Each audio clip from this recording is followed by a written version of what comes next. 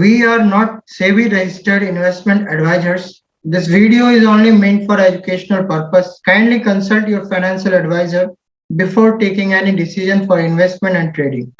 नमस्कार, उमर अमन एकेडमी के educational video में आप सभी का स्वागत है। दोस्तों, स्टॉक पे चर्चा के एपिसोड 1 में आज हम जिस स्टॉक की बात करने वाले हैं वो यूपीएल है। एक केमिकल कंपनी है, अपने सेक्टर की दिग्गज कंपनी है और मार्केट में उसने परफॉर्म भी किया है। रिटर्न ऑन इक्विटी जो है उसने जनरेट किया है, long term return on equity.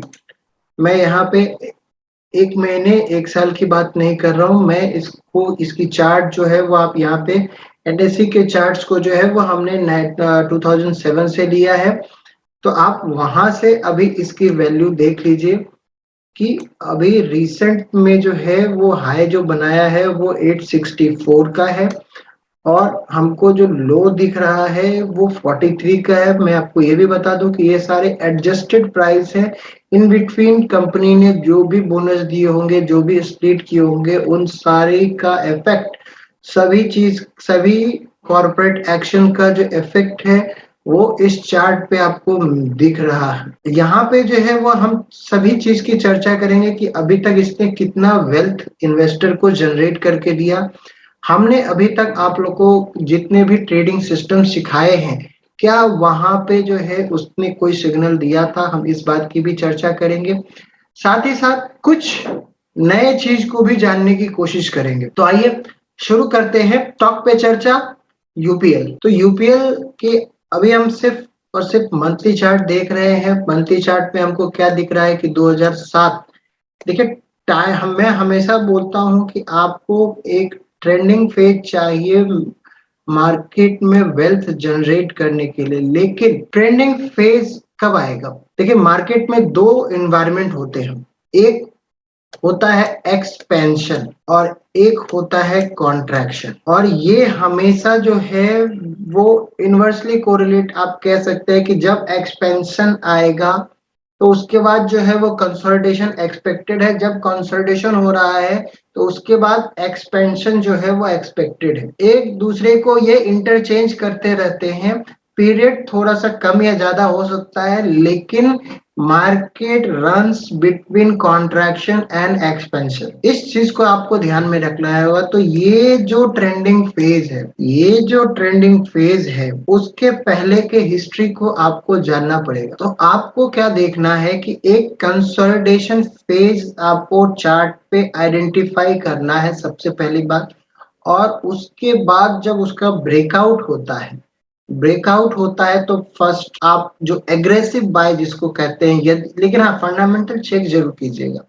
छोटी कंपनियों में जो है वो यदि आप वहां पे प्राइस देखते हैं कि वो प्राइस अभी यहाँ पे आप देख रहे हैं कि वो 40 रुपए का है, पर वो 40 रुपए का जो है वो एडजस्टेड प्राइस है। ये पिछले 10 सालों में तो कुछ ना कुछ कॉर्पोरेट एक्शन, नॉर्मली 10 साल में एक कॉर्पोरेट एक्शन तो कंपनियां कर ही देती। एवरेज बोल रहा हूँ, कोई ना कर की हो तो ये अलग बात है, लेकिन 10 साल में आपको एक कॉर्पोरेट एक्शन जो है वो आपको देखने को मिलेगा ही मिलेगा। तो इसलिए अभी के चार्ट्स को आप देखेंगे तो वो प्राइस आपको बहुत छोटी दिखेगी, लेकिन उस वक्त जो है वो 100-150 रुपए की कम से कम दिख रही होगी, या 500 की भी हो सकती है, डिपेंड करता है। ये कोई थंब रूल नहीं है इसका, लेकिन आपको रूल समझना है। रूल समझने की कोशिश कीजिए। उसके बाद मैंने कई बार जो है वो चार्ट पे जो है रिस्क टू रिवॉर्ड रेशियो को जो है वो कैलकुलेट करने का मैंने फॉर्मूला भी बताया है। यदि आपको वो देखना हो तो आप हमारे एंकर वी वेब के वीडियोस देख सकते हैं। वहां पे मैंने काफी अच्छे ढंग से जो है वो 2-3 लाइव एग्जांपल्स दे करके जो है वो रिस्क टू रिवॉर्ड रेशियो जो है वो मेंशन किया है कि कितना आप रिस्क लेते हैं। रिस्क क्या होता है? जहां पे आपका पैटर्न जो होता है वो फेल हो जाता है। मान लीजिए कि वो पैटर्न आपको ऊपर की ओर दिख रहा था कि वो ऊपर जाने वाला है, तो किसी पॉइंट पे ऐसा नहीं है ना कि वो ऊपर ही जाएगा, वो नीचे भी जा सकता है। मार्केट की मर्जी है। आपके व्यू को एक्सेप्ट करना या रिजेक्ट करना ये आपकी मर्जी नहीं है। व्यू बनाना आप कर सकते हैं, लेकिन उसको एक्सेप्ट या रिजेक्ट करना ये मार्केट की मर्जी है। तो एक्सेप्ट या रिजेक्शन के लिए आपको रेडी रहना होगा। लेकिन एक्सेप्ट हो गया, वेल एंड गुड, बहुत बढ़िया, प्रॉफिट मिलेगा। लेकिन यदि रिजेक्ट कर दिया मार्केट तो क्या करेंगे?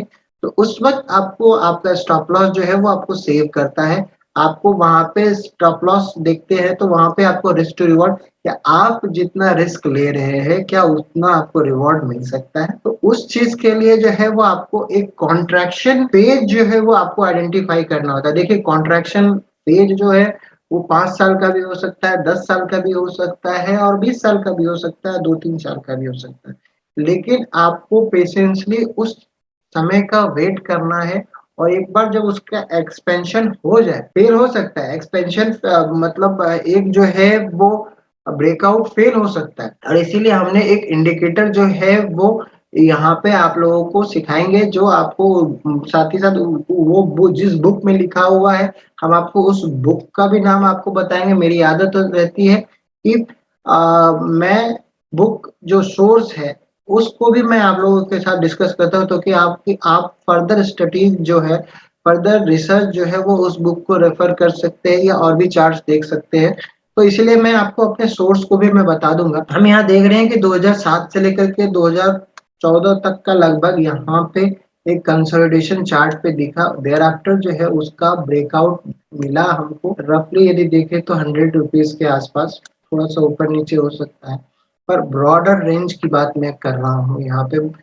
तो इसके बाद जो है वो आपको 7 to 8 टाइम्स और मे बी मोर जो है वो मार्केट ने, यूपीएल ने जो है, being a large cap, being a leader, sector leader, इसने इतना परफॉर्म, इतना वेल्थ जनरेट करके पिछले 5 साल 6 साल में जो है इसने दिया है।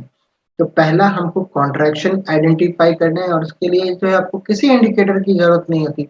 चार्ट पे आपको कॉन्ट्रैक्शन जो है वो रेंज को आइडेंटिफाई करना हो। साथ ही साथ आपको मैं कई बार बोल चुका हूँ कि स्क्रीनर का वेबसाइट है, फ्री रिसोर्स है, उसको भी यूज कीजिए ताकि आपको वहां पे उसके फंडामेंटल कंडीशंस जो है वो वहां पे आपको दिखाई देंगे। वहां पे रेशियो एनालिसिस करेंगे तो आपको वो अभी अंडर वैल्यूड चल रहा है या ओवर वैल्यूएशन है या अप टू द मार्क, मतलब इक्वली है, 1:1 का रेशियो है, तो आपको वहां से भी रिस्क टू रिवॉर्ड जो है वो आपको मिल पाएगा।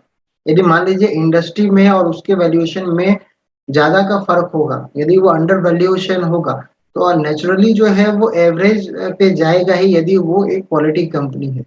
तो आपको वहां से भी जो है फंडामेंटली भी आप रिस्क टू रिवॉर्ड रेशियो को कैलकुलेट कर सकते हैं। तो इस बात की भी आप ध्यान रखिएगा। यहाँ पे जो है ये कंसोलिडेशन का ब्रेकआउट हुआ था। अब आइए, मैंने आप लोगों को पिवट चार्ट को बताया है।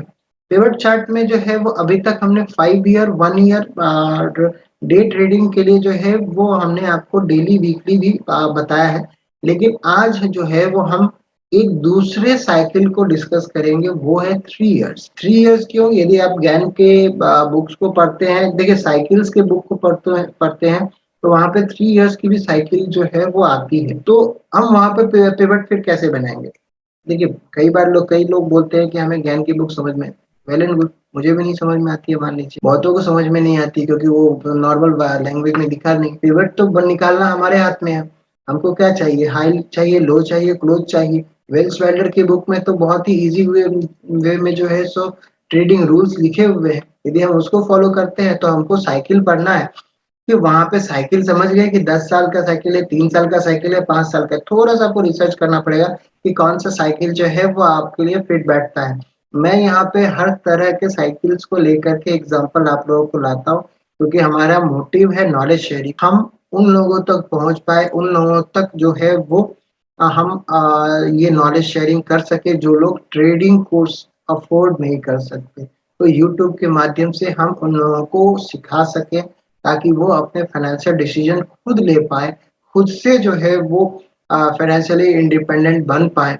तो ये हमारी कोशिश है, ये हमारे चैनल की कोशिश है। इसीलिए हम हर तरह के साइकिल को, हर तरह बिजनेस साइकिल को, हर तरह के इंडिकेटर को आप लोगों के साथ डिस्कस करते हैं। आपको किसी एक चीज को फॉलो करना है, ये चीज है ताकि आपको उसके विनर भी मिले, लूजर भी मिले। कोई होली ग्रेल नहीं है, कोई सिस्टम। यदि कोई बोलता है तो मेरा 70% 80% एक्यूरेसी, मैं ये नहीं बोलता आप, लेकिन यदि 50% 40% 50% की भी एक्यूरेसी के साथ यदि आप काम करेंगे, अपने रिस्क मैनेजमेंट को यदि आप कंट्रोल में रखेंगे, कम ट्रेड करेंगे, तो आप जो है वो एक अच्छा वेल्थ जनरेट कर सकते हैं मार्केट से। आपका जो ध्येय होना चाहिए वो वेल्थ जनरेशन के लिए होना चाहिए, उसके लिए आपको टाइम देना पड़ेगा, उसके लिए आपको ट्रेड कम करना पड़ेगा, ज्यादा ट्रेड नहीं करना, हर दिन ट्रेड नहीं करना, हर वीक ट्रेड नहीं करना, हर महीने इन्वेस्ट के लिए इतना नहीं डूबना है।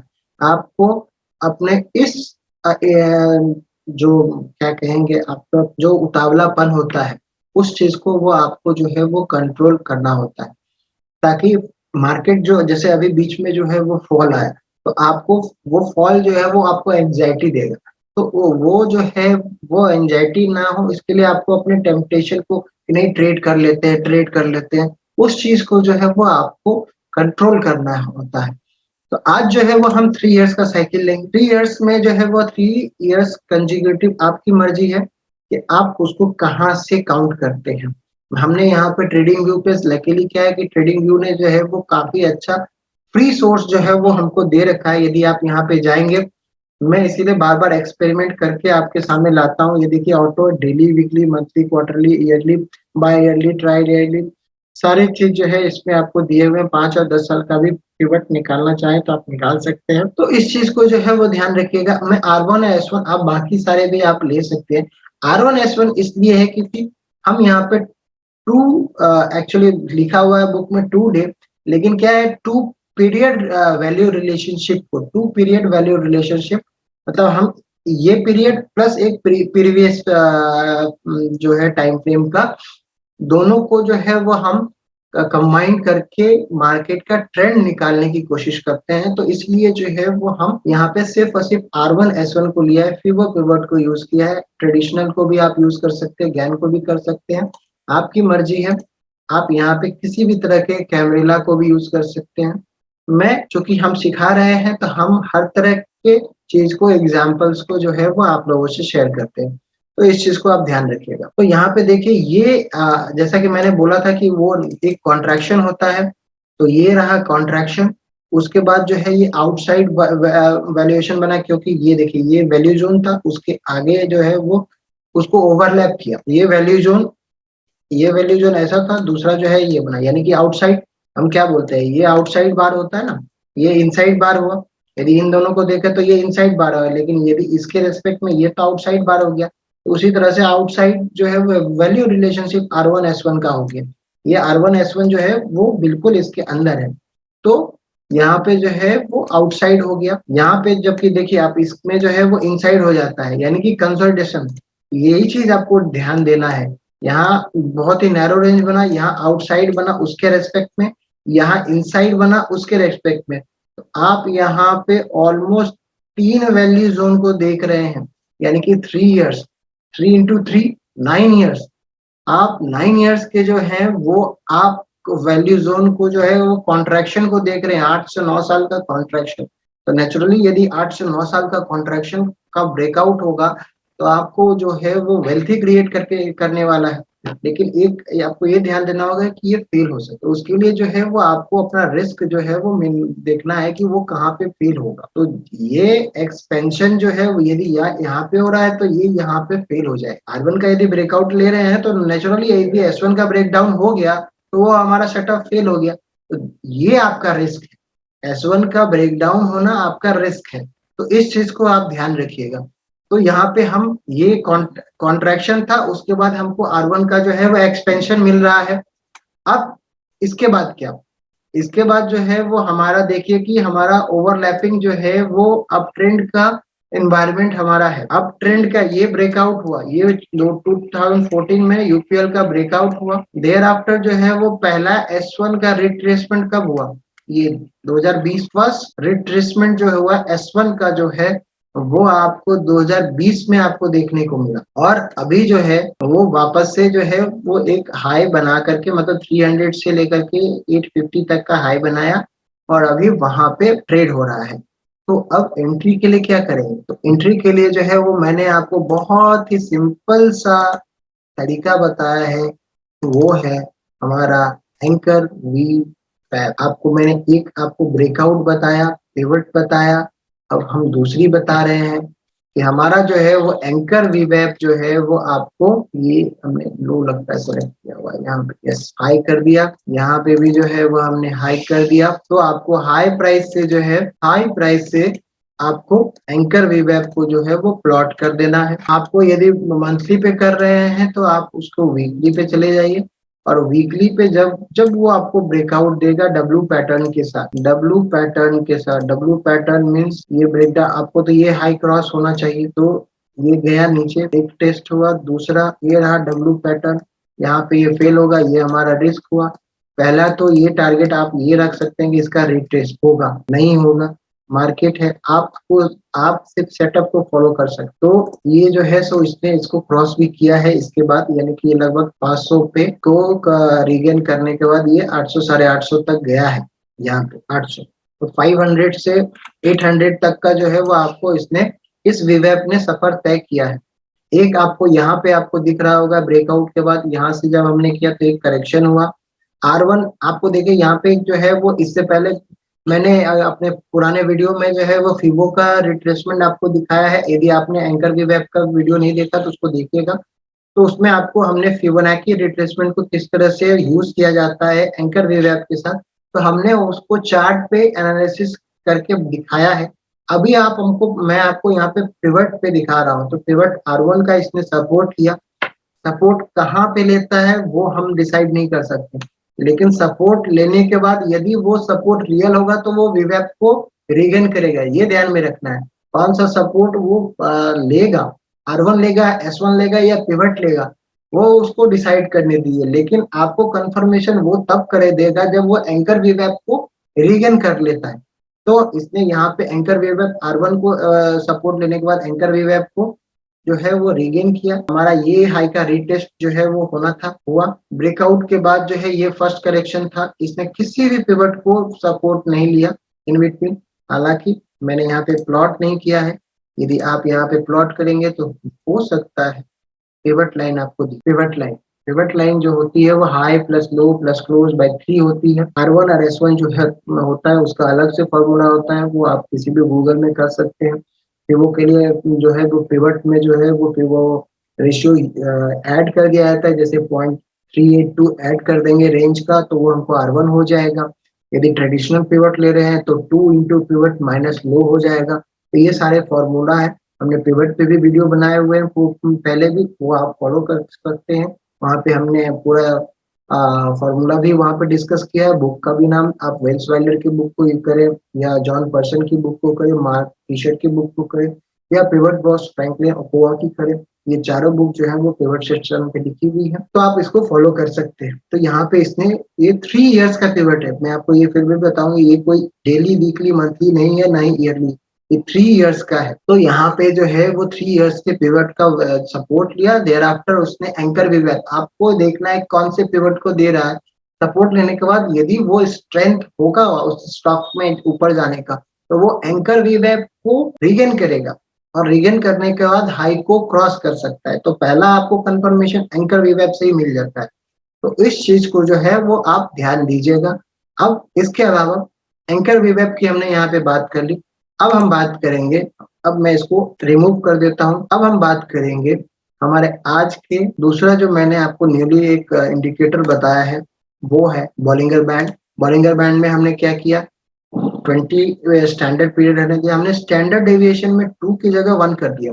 उससे ये होगा, उससे ये होगा कि आपको सिर्फ और सिर्फ ब्रेकआउट देखना है, जब तक वो ब्रेकआउट जो है वो करे नहीं, रेंज का ब्रेकआउट नहीं करेगा तब तक जो है वो आपको देखना नहीं है, जबकि स्टैंडर्ड जो है वो आपको 2 होता है, तो आप चाहे उसको भी रख सकते हैं। और यहाँ पे जो है वो इसका मिडिल मैंने इसको हटा दिया था, तो ये आपको जो है वो ओवरऑल जो है उस ट्रेंड में बना करके रखता है। और अभी जो है चार्ट आपको क्लैरिटी के साथ जो है, एक चीज मैं बताऊंगा कि जितना लंबा पीरियड का चार्ट लेंगे, यदि आप इन्वेस्टमेंट कर रहे हैं तो स्टिक टू मंथली। वीकली में आप जो है जब आप ट्रेड ले लेते हैं तो उसके बाद वहां पे उसके मैनेजमेंट के लिए आप वीक में जाइए, लेकिन ट्रेडिंग डिसीजन जब भी लेते हैं तो वो हमेशा हायर टाइम फ्रेम पे ही है, इस चीज का ध्यान रखिएगा।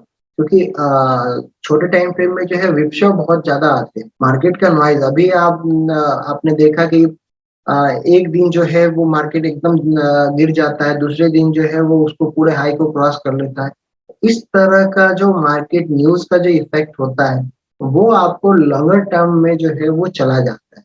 तो इसके लिए आप यदि इन्वेस्टमेंट कर रहे हैं, जैसे हम स्टॉक पे चर्चा कर रहे हैं, वहां पे इन्वेस्टमेंट की बात कर रहे हैं, वेल्थ क्रिएशन की बात करें, कंपाउंडिंग के बेनिफिट की बात करें, क्योंकि आप वहां पे बाय एंड होल्ड स्ट्रैटेजी को यूज करते हैं, 8 से 10 साल का टाइम लेते हैं, मार्केट में गुजारते हैं, तो आपको वहां पे मंथली चार्ट को ही तवज्जो देनी चाहिए, उसी को इम्पोर्टेंस देना चाहिए। तो ये चीज को जो है वो ध्यान रखिएगा। इसके अलावा हमने आपको एक चीज और भी बताई है, मैंने एक बहुत ही अच्छा फॉर्मेशन यहाँ पे देखा। ये देखिए, यहाँ पे जो है ये डबल टॉप मंथली चार्ट पे भी दिखता है, लेकिन चूंकि बहुत लोगों को यहाँ पे ये दिखेगा नहीं कि ये एम बना रहा है, और जब भी बॉलिंगर बनता है तो वहां पे जो है वो एम इम्पोर्टेंट होता है, ये ठीक है। तो एक बाहर होता है, एक अंदर होता है, तो ये फॉर्मेशन जो है वो आपको नीचे ऊपर दोनों जगह जो है वो देखने में, अभी ये कंसोलिडेट कर रहा है। तो अभी हम इसको देखेंगे नेम चार्ट पे। हमने आप लोगों को इसका वाइब्रेशन नंबर भी निकालना सिखाया है कि वाइब्रेशन नंबर कैसे निकालते हैं। तो आइए हम सबसे पहले इसका जो है वो वाइब्रेशन नंबर निकाल, जैसा कि इसका यूपीएल का जो है वो एनएससी में कोड है यूपीएल, तो यू के लिए 6, पी के लिए 8 और एल के लिए 3 होगा। तो इन तीनों का जो हमने एडिशन किया तो हमको 17 मिला, सिंगल डिजिट में जो है वो 8 हुआ। आपको याद होगा कि हमने ज्ञान के बुक का जो है वो हमने लाइन आप लोगों से डिस्कस किया हुआ था कि वहां पे नेम चार्ट का परमानेंट चार्ट निकालने का फॉर्मूला क्या है। यदि आपने वो नहीं देखा तो हमारे WD ज्ञान सीरीज को जरूर देखिएगा, वहां पे हमने ऑलरेडी जो है वो इस चीज को बताया है। तो हमको यहाँ पे 17 इंटू 17 यानी कि 289 पॉइंट्स का जो है वो हमको परमानेंट चार्ट जो है वो वाइब्रेशन नंबर से उसको बनाने पड़ेंगे, और ये 17 को हम क्या करेंगे, ज्ञान स्क्वायर ऑफ 9 में इंसर्ट करेंगे। नॉर्मल जो है वो हम नहीं लेंगे, हम ज्ञान स्क्वायर ऑफ 9 में करेंगे। तो हमने ये ले लिया, तो 17, तो ये हमारा जो है वो ज्ञान स्क्वायर ऑफ 9 में जो है वो हमने वाइब्रेशन नंबर निकाल दिया। इसका जो है आउटर सर्किल में अभी हमको जाने की जरूरत नहीं है, क्योंकि 6137 जो है वो इसका चेंज ऑफ ऑर्बिट नंबर है। तो एक दो नंबर जो है वो मैंने अभी यहाँ पे ब्लू लाइन से हाईलाइट किया, 833 और 867, क्योंकि ज्ञान 6 स्क्वायर ऑफ 9 जो है, पहला स्क्वायर 289, दूसरा 578, तीसरा 867, चौथा 1156, 1445, 1734, और ये 17 से जो है इसका डायगोनल लाइन। आप लोगों को, सब लोगों को ट्रेडिंग रूल पता है WD ज्ञान स्क्वायर का, कि कार्डिनल क्रॉस और डायगोनल क्रॉस जो है वो सपोर्ट एंड रेसिस्टेंस की तरह जो है वो एक्ट करते हैं। हमने क्या किया है, 17 नंबर जो इसका वाइब्रेशन नंबर निकाला था उसको डायरेक्टली 1 के जगह जो है वो हमने इंसर्ट कर दिया है। तो इस चीज को आप लोग जो है वो ध्यान दें। अब आइए देखिए, चलते हैं चार्ट पे, इसलिए चलते हैं क्योंकि अभी हमने ये दो नंबर देखा। पैट्रिक मैकुला की बुक WD ज्ञान स्क्वायर ऑफ 9 पे जो है वो काफी अच्छी बुक लिखी हुई है, उसको आप जो है जो जरूर रेफर कीजिएगा। उसमें ये दिया हुआ है कि एक सीक्वेंस को ढूंढना है, आप चार्ट पे किसी सीक्वेंस को ढूंढने की कोशिश कीजिए, और यदि आपको कोई स्टॉक का कोई सीक्वेंस मिलता है तो उसको आप तब तक फॉलो कीजिए जब तक वो कोई नया सीक्वेंस जो है वो डेवलप ना करे। तो इस चार्ट पे जो है वो आप खुद बनाइएगा, हमने आपको बता ही दिया है कि उसको किस तरह से बनाना है। ज्ञान स्क्वायर 9 में जो है वो आपको सिर्फ और सिर्फ आपको वाइब्रेशन नंबर को ही जो है वो डालना है। ऑलरेडी जो है वो हमने कई बार आप लोगों को सिखा दिया है, तो हम इस पे आगे बढ़ते हैं। तो हम चार्ट पे देखते हैं कि 833 पे क्यों हमारे लिए इम्पोर्टेंट। दो जगह से हमने देखा, एक तो ये जो है ये ऑड स्क्वायर का लाइन, यहाँ पे आपको याद होगा कि ज्ञान स्क्वायर ऑफ 9 में ये सारा ऑड स्क्वायर का लाइन है, ये इवन स्क्वायर का नंबर सिस्टम, उसमें जो है वो हमने ये वैल्यू एडिशन किया है वाइब्रेशन नंबर के साथ। जबकि तो यदि जो लोग नए हैं, मैं उन लोगों के लिए दिखाना चाहूंगा कि देखिए ये सारे ऑड स्क्वायर आ गए, सारे ऑड स्क्वायर, सारे इवन स्क्वायर। तो ये जो है वो हमारे ज्ञान स्क्वायर ऑफ 9 का नॉर्मल है। हमने क्या किया, 1 9 25 49 81 121 169, तो ये एक स्टैंडर्ड ज्ञान स्क्वायर ऑफ 9 है। हमने वहां पे ज्ञान के वाइब्रेशन नंबर को जो जो उन्होंने बताया है, तो हमने इंडिविजुअल वाइब्रेशन नंबर को वहां पे इंसर्ट कर दिया। रूल्स ज्ञान की ही रहेंगी, राइट। तो ये चीज जो है वो आप ध्यान रखिएगा, इसको जो है वो आप ट्रेड कीजिएगा। तो इसको कॉम्बिनेशन के साथ, इससे क्या होगा कि आपको एक कन्फ्लुएंस जोन मिलेगा। कन्फ्लुएंस जोन मिलने से जो है वो आपको डिसीजन मेकिंग में इजी होगी।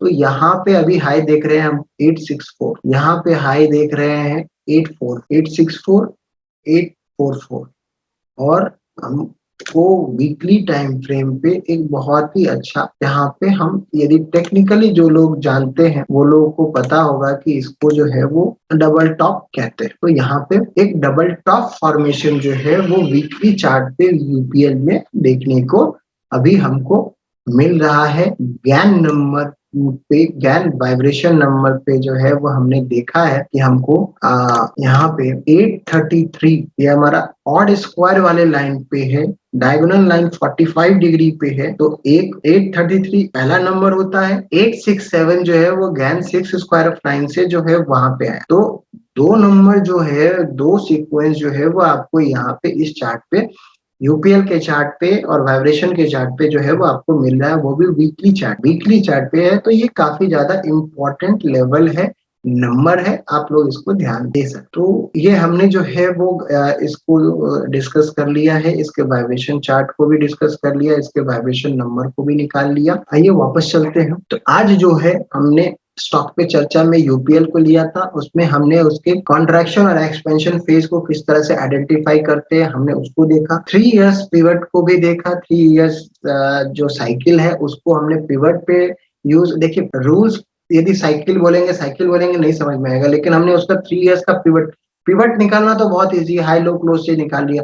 हमने उस चीज को देखा, हमने एंकर वीवैप निकालना सीखा, हमने बॉलिंगर बैंड को यूज किया, हम नेम चार्ट उसका निकाले, वाइब्रेशन नंबर निकाले और उसके कुछ पॉइंट्स को आज हम लोगों ने उसको डिस्कस किया। आशा करता हूँ कि वो आपको पसंद आया होगा। यदि पसंद आया तो जरूर चैनल को लाइक और सब्सक्राइब कीजिए और प्लीज शेयर कीजिए। हमारी मोटिव है वो सारे रिटेल ट्रेडर जो ट्रेडिंग कोर्सेज अफोर्ड नहीं कर सकते हैं नॉलेज, लेकिन उनको चाहिए, तो हम उनको ये सारी चीज जो है वो सिखा पाए। तो इसके लिए जरूर से आप जो है वो शेयर कीजिए और जहां भी आपको मौका लगे वीडियो को जरूर शेयर लाइक कीजिए। थैंक यू, नमस्कार।